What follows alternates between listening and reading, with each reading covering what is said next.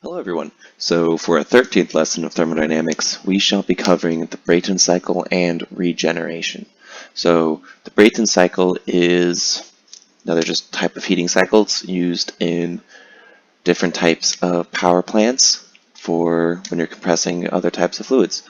So it's common cycle here, goes into a compressor, heat is added in the heat exchange, out the turbine, cooled in heat exchanger, process restarts. So one common method is, oh, by the way, the heat exchanger going out, since this is used in turbines a lot, often that just doesn't exist. Like, it's just air coming in through the compressor, going into the heat exchanger, going back out through the turbine, and then just injected into the atmosphere, because it's air. It's air. And you don't cool it, you just draw in more air. So that's the result. This is often represented with a like dashed line here to show that it could be added, but it's usually not. So these are the diagrams for a Brayton cycle. From 1 to 2 is isentropic compression. Tropic compression. 2 to 3 is heating. 3 to 4 is isentropic expansion because it's going through the gas turbine. 4 to 1 is either cooling / ejection. So since this is an open cycle, because fluid is going in between each object, we have a mass flow rate. I'm not going to re-derive the equations for this because I've derived them now multiple times in other separate videos when I specifically went over open systems, so I'm just going to write them out as work of the turbine is equal to m dot times h3 minus h4. Work of the compressor is equal to m dot h2 minus h1. Q of the rejection is equal to m dot of h4 minus h1, and Qin is equal to m dot h3 minus h2. Now this Q rejection is again there if it's going through a heat exchanger. However, if it's not going to go through a heat exchanger and the air is just and the fluid is just ejected to the atmosphere, then you wouldn't really be solving for this step because it really wouldn't make that much sense. You'd often just be finding the work of the turbine, work of the compressor, heat you added. And again, those are all you need to solve anything you want about this system. So to cover regeneration, we really need to go over an example problem because that will explain it in much greater detail. As a result, I am going to pause the video here. I am going to write out an example problem, and then we will continue ahead with it when we get back. Thank you. Alright, and now we're back. So this is regeneration. Let me write out real quick. So what regeneration is you're going to have a chamber called a regenerator. And so the exhaust from, oh, this is wrong. So the exhaust from the turbine is going to go into the generator and preheat the gas coming from the compressor. As a result, you don't have to input as much heat in order to bring the gas now up to whatever temperature needs to go through the turbine. This can be seen better here on this TV diagram.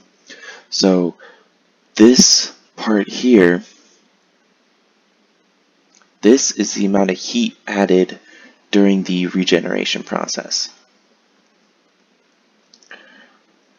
And then this part is the amount of heat added by the combustor. So as you can see, we can get the same amount of work out. However, just by adding a regenerator, we were able to significantly reduce the amount of heat we have to put in order to heat the air from point 2 to point 3, and if we can decrease the amount of heat we have to put in, we can increase the efficiency of our system. So this is a regeneration with an ideal Brayton cycle. That's our example. And so I'm going to write out right now what is known. So what is known, I'm going to do them black here as soon as I can find the eraser. So known is going to be in black, red is going to be everything else we have to find. And so just a reiteration of what I did in the previous videos, all of these values that I'm going to get are from table A22 in the Morin-Shapiro Fundamentals Thermodynamics textbook 8th edition. For air, this is for the metric air values.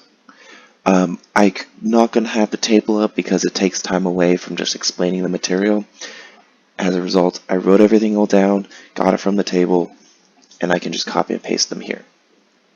I did round some things and sometimes didn't interpolate because I didn't really need to if it was so close, and I just guessed. So if my values are a little bit off, that's fine. So known, state point 1. We know that the air entering the compressor is at 300 Kelvin. We know that it's at 100 kilopascals. We know the reduced pressure of 1.386 and that it has an enthalpy of 300 kilojoules per kilogram. We also know that state point 3, T3 is equal to 1400 Kelvin, P3 is equal to 1000 kilopascals. State point 2, P2 is equal to 1000 kilopascals.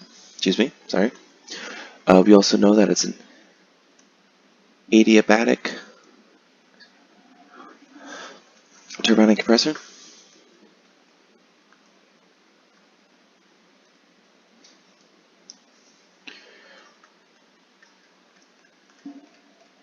And regenerative efficiency is 80%. So what does that regenerative efficiency mean? Well, it just means this. It is represented by the equation efficiency of the regenerator is equal to Hx minus H2 over H4 minus H2. It's basically measuring how close were you able to get the temperature of this point value x to state point 4. Of course, you can't go above state point 4 because you can't, when you're giving off heat, the object that's receiving the heat from you can't get hotter than you. That's not possible. So what the regenerative efficiency measures is how close did this state point get to state point 4. And since it says it's 80%, that means it got 80% of the way there. So let's analyze these state points first. Oh, that should be y. So let's find state point 2 first. Well, state point 2. Do I know anything? Yes, I do. So I can do, to get PR1, I can do P2 over P1 is equal to PR2 over PR1. So PR2 is equal to PR1 times P2 for P1. This is 13.86. And if you were to go to the air table, the enthalpy at that point is 579.9 kilojoules per kilogram. All right, let's go to state point 3. Well, we're given the temperature at state point 3.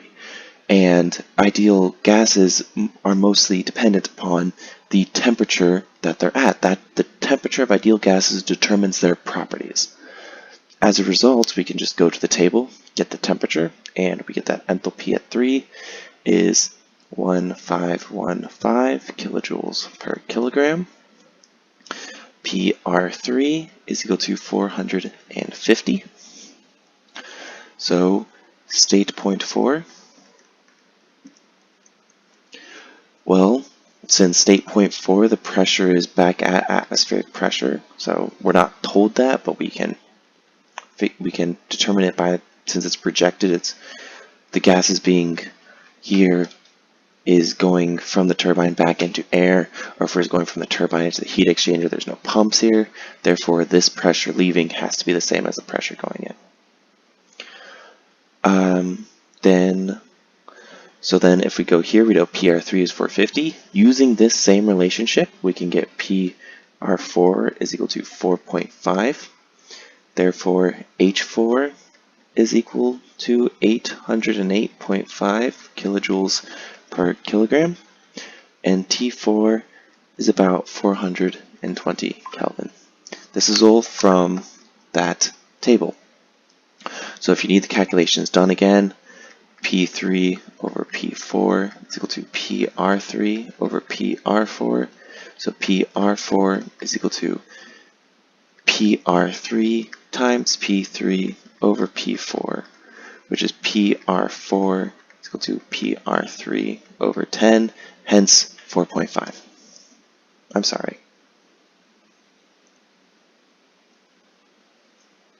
I think I messed that up. I did mess that up. Okay, so I rechecked everything, and it's all, this part's correct down here. I just wrote this down wrong when I was translating it from my previous problem, but the rest of these values are indeed correct. So let's move on. So, well, what is the goal of this? What are we trying to find? Well, you know what? Let's do what we always do. Find the efficiency. We're going to find the efficiency of this cycle. I'll put that up here.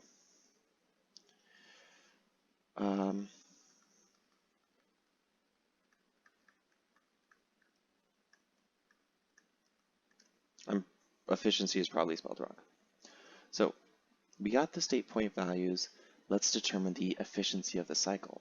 Well, the efficiency of the cycle here is work in or work out minus work in over heat added in. Well, we can find the work in because we know state points 2 and 3, or 1 and 2. We can find work out since we know state points 3 and 4. But for the combustor is not from 3 to 2. The heat added is from 3 to x. So we need to know what is the enthalpy value at point x. That is where the regenerative efficiency comes in, because with this efficiency value, we can find state point x. So we get that 0.8, back to red, sorry. 0.8 is equal to hx minus h2 over h4 minus h2. So hx is equal to 0.8 h4 minus h2 plus h2, and you will get 762.8 kilojoules per kilogram. And these values, H4 I got from here, H2 I got from here, H2 again I got from here. So then let's cover the efficiency. But before we do that, there's another point you might have noticed we didn't solve for. We didn't solve for state point y up here. But the question is, do we care about state point y? The answer is, we don't. Because once the fluid leaves the turbine, it goes straight into the regenerator, and since we're given the regenerative efficiency, we don't care what the enthalpy leaving is. If we weren't given that regenerative efficiency, but we knew that some heat was passed between the fluid and the preheating station, some heat was distributed there, well then we would need to find h point y in order to determine the regenerative efficiency if we're asked about it. But we're not. We are given the regenerative efficiency, and as a result, we don't care about state point y because it does not add anything or help us find any of the points in our system. So, save point y, we don't care. So, well, now let's find the efficiency of our engine, or of our cycle. Well, that is equal to work of the turbine minus work of the compressor over the heat added, which is equal to H4 minus H3 minus H2 minus H1 all over H3 minus HX. And let's find those values. So efficiency is equal to H4 is 808.5 minus, oh, I'm sorry.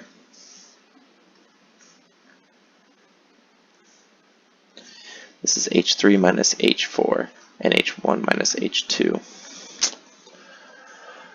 I forgot that you have a negative up there. I'll go change that up here too. Oh, I did have it up here. I just didn't copy it down right. Down there.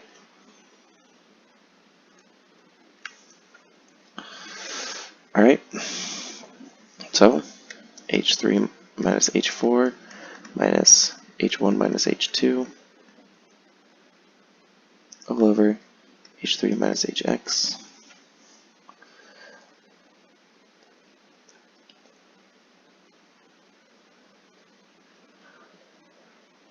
And that is equal to, let's find out, actually it's H2 minus H1. This one was right. This one was not.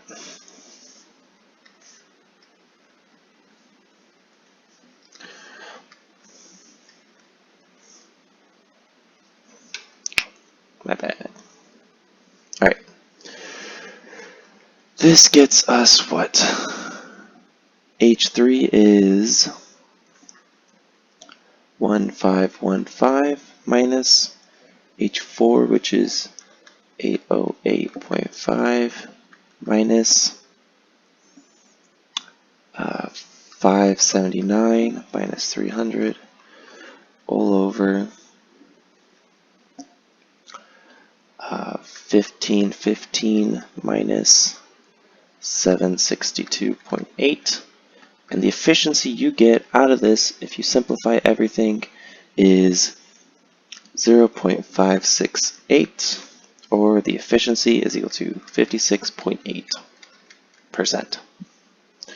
Well, you know what? Let's real quick cover, well, let's mathematically prove that this regeneration increase the efficiency. So let's say no regeneration, we just add the heat the old-fashioned way. Well, we'll label it as blue.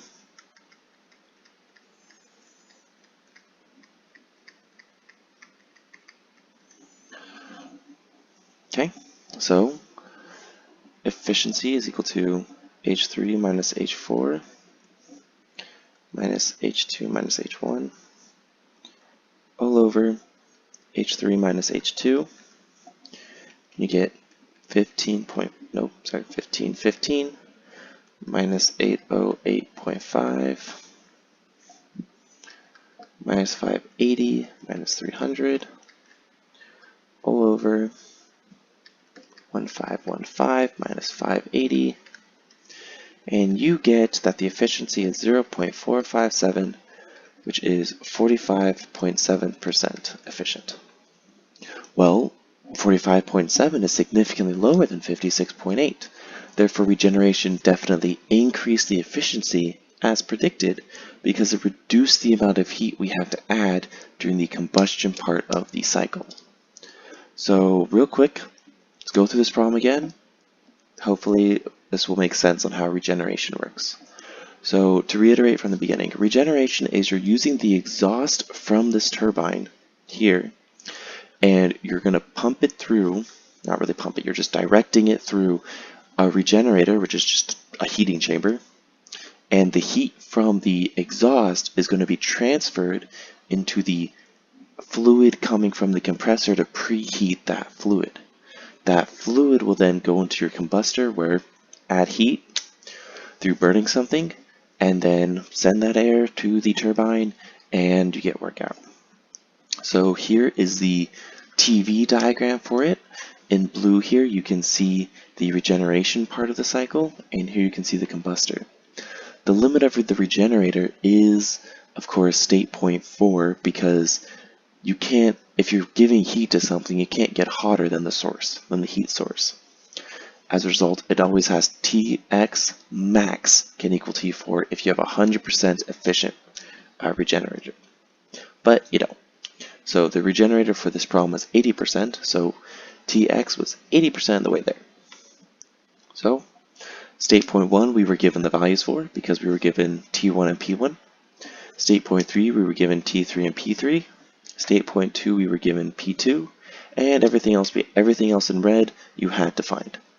So we did the pressure ratios to find PR2 here, and then solving this we were able to get PR2 from PR1 and P2 over P1 of 13.86.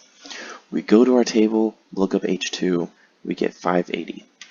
State point 3 we're told the temperature, no really math required. Go to the table, find H3 at 1400 Kelvin. State point 4, we actually had to do math because that's the exhaustion. We had to figure out that the pressure of state point 4 was 100 kilopascals. So, and since that, we use the pressure ratio equation again here. Oh, my bad. To find PR4, go to the table, get enthalpy values. Temperature, didn't really need it. I kind of just got it to show you what the temperature was, but there's no point to it.